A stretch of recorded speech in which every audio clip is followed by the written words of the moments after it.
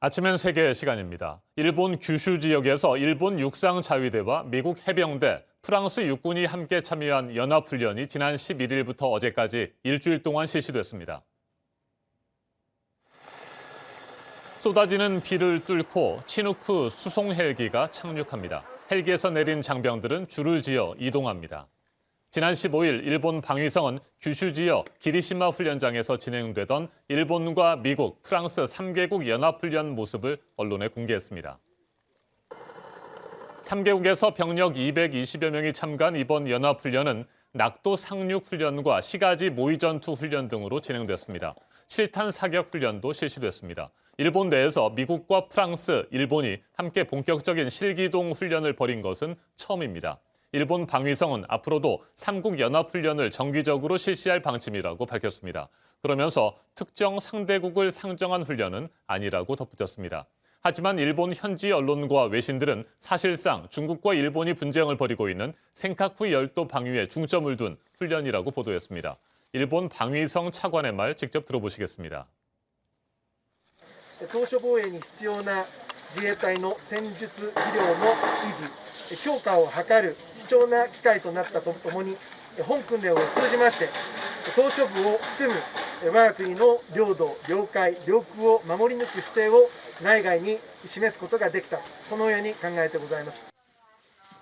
그동안 미국과 일본이 주도해온 연합훈련에 프랑스가 본격적으로 참여한 것도 주목됩니다. 프랑스는 이번 훈련을 먼저 제안하는 등 매우 적극적인 의지를 드러낸 것으로 알려졌습니다. 3국 연합훈련에 참가한 프랑스 육군 중령의 말도 들어보시겠습니다. We are part of the Pacific nation. It is obviously very important for us because we need to be side by side with people who are sharing this part of the world. 같은 기간 동중국해에서도 일본 해상자위대와 미국, 프랑스, 호주 해군이 연합 해상훈련을 진행했습니다. 호위함 4척과 수송함 1척, 미사일정 2척 등 함정 11척이 동원됐습니다. 전문가와 좀 더 자세하게 짚어보겠습니다. 신범철 경제사회연구원 외교안보센터장 전화로 연결됐습니다. 센터장님 안녕하십니까? 예, 안녕하세요. 네, 이번 연합훈련에서 가장 주목할 부분은 역시 프랑스가 본격적으로 훈련에 참가했다는 점 아니겠습니까? 어떤 의미가 있을까요? 예, 그렇습니다. 바이든 행정부 출범 이후에 중국을 최우선 순위로 이렇게 산정한 다음에 과거 트럼프 행정부와 달리 미국 혼자 힘이 아닌 동맹 네트워크를 활용하겠다고 했어요. 그런데 아시아 태평양, 나아가서 인도 태평양 지역의 미국의 동맹국들은 그 수도 제한되어 있고 역량도 제한되어 있는 거죠. 네. 그렇기 때문에 유럽에 있는 동맹국과 파트너국을 중국 문제에도 활용하겠다는 그러한 접근을 하고 있는데요. 영국뿐만 아니라 프랑스도 이렇게 적극적으로 참여를 하고 있다는 것은 미국의 대중 압박 정책이 통하고 있다 이렇게 평가할 수 있고, 반대로 프랑스의 입장을 보면은 프랑스도 인도태평양 지역에서 자국의 존재감을 부각시키겠다는 하는 의도를 확실히 드러낸 거라고 봐야겠죠.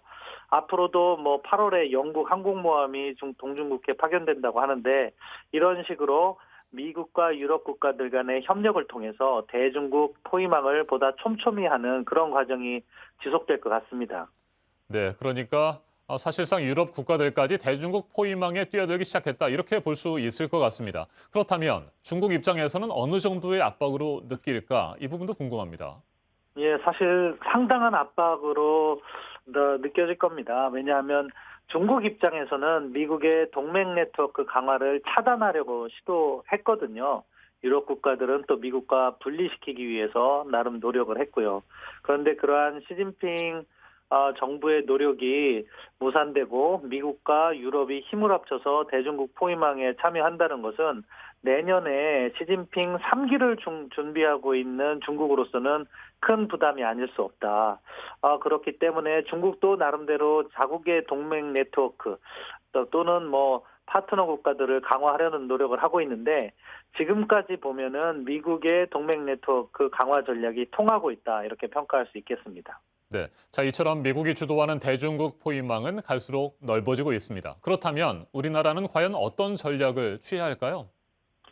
우리 같은 경우에는 사실은 원칙이나 경험에 따라서 나름대로 지난 20년간 한미동맹 발전과 한중 협력 강화하는 그 과정을 겪어왔다고 봐요. 그렇기 때문에 지금 뭐 어느 한쪽에 일방적으로 쏠리는 그런 정책을 해서는 바람직하지 않다고 생각합니다. 다만 우리의 기본 원칙이 자유민주주의와 시장경제 그리고 또 인권 존중이라는 측면과 한미 전략동맹이라는 우리가 맺어놓은 동맹이 있기 때문에 원칙적으로는 한미동맹 강화를 우선적으로 추진하면서요.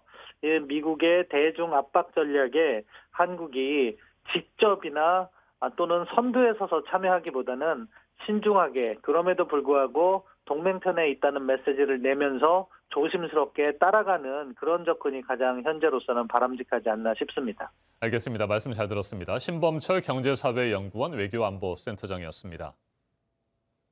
프랑스에 이어 올해 하반기에는 영국의 최신의 항공모함 퀸 엘리자베스와 독일, 네덜란드의 군함도 인도태평양 해역에 파견될 예정입니다. 이들 국가는 미국, 일본과 연합훈련도 계획하고 있습니다. 니온 게이자이 신문은 과거 유럽은 중국과의 경제적 유대를 중시해 동아시아 안보 문제와 거리를 뒀지만 최근 들어 안보 문제에 있어서 미국, 일본과 보조를 맞추고 있다고 평가했습니다. 지금까지 아침 현석이었습니다.